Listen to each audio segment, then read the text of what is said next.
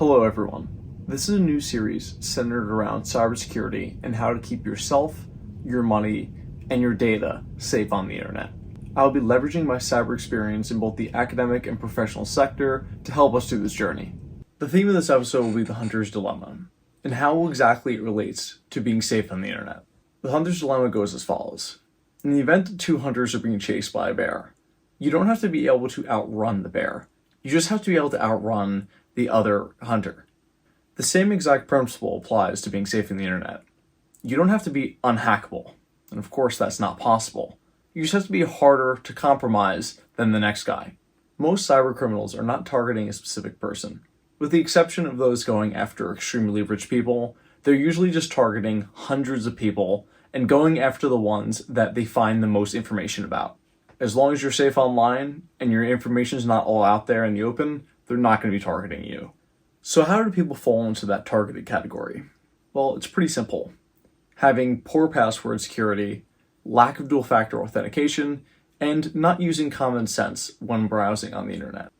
And of course, this last one will help you to avoid getting malware on your computer that compromises you further. The password security, though, is crucial here. If cyber criminals detect that you do not use dual-factor authentication, focusing on use the obvious choice. Because at this point, they can employ attacks such as phishing to try and get your password, and at that point, they're home free. They don't need anything else. So with that, employing the following will make hacking into your accounts a fruitless effort. First, use a long and most importantly, strong password. One of the next videos is going to cover exactly how to do this, so do stay tuned for that. The second, like I mentioned before, is enabling two-factor authentication, because even having the password is not enough when that is enabled. The third is staying away from websites that are not on the secure socket layer and may contain malware.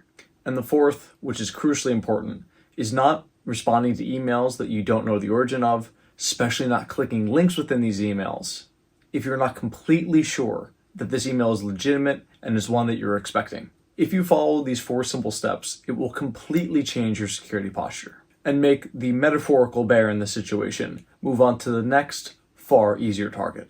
I hope you learned a thing or two in this video, and if you did, please do like and subscribe, and let me know how you've employed these practices on your own. And of course, I look forward to seeing you all in the next video in the series. See you soon.